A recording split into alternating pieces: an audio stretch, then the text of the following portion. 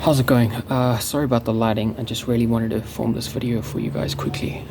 So what I wanted to talk about is a very big trap that writers get themselves into, especially when they're focusing intensely on finishing a current project that they're working on. And I think that is shutting themselves off from the world, kind of going into this sort of monk mode period. And so they say to themselves, okay, I'm not going to go to I'm not going to have social interactions. I'm not going to, talk to my parents even. I'm just going to stay alone in my room. I'm not going to get sunlight or exercise. I'm just going to single-mindedly focus on this one project, this one idea in my head. But the ironic thing is good writing requires you to be free and open to the world. I found this out, and yeah, it was painful, this realization that I had. You can't isolate yourself. You can't isolate ideas.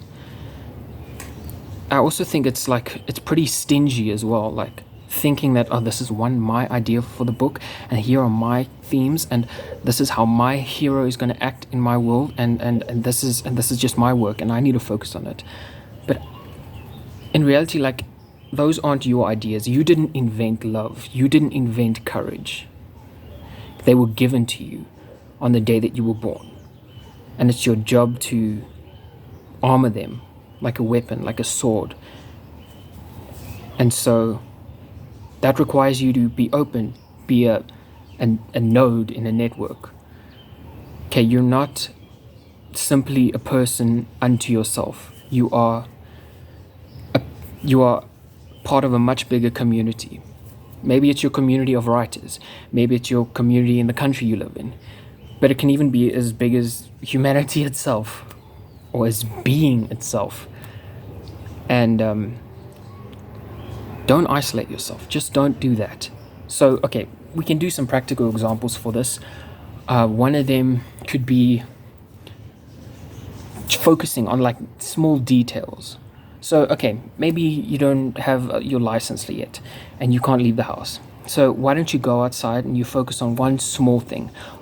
Here's a cool idea. I tried this the other day. Okay, so you take you take some breadcrumbs and you put it along your outside wall, and you wait there for a couple minutes. You just sit there, kind of maybe you have a cup of tea or coffee with you, and you just wait for the ants to come gather around. And you watch the ants, you look at them. You watch how they all work together, maybe 2 or 3 ants will be working on one crumb at a time. That's the attention to detail. That's the level of outward focus that you're going to need to finish your book.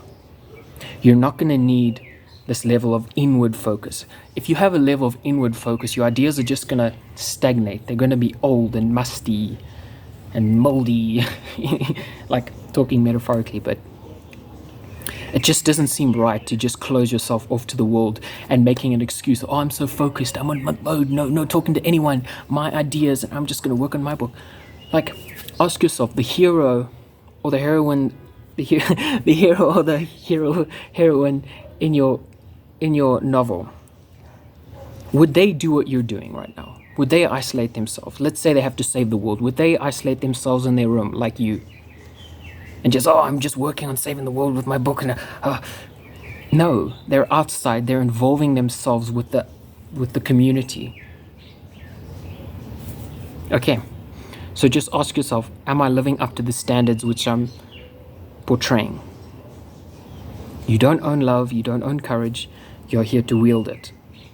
Okay, and you know what? Probably a reason that your book is not coming along as well as you hope it should, or as you want it to come along as.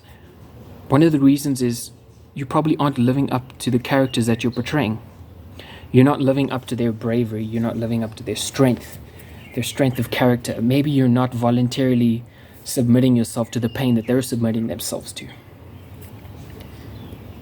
Just think about that. Expose yourself to the world.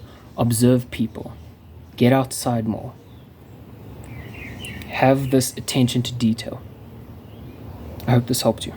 Okay, bye.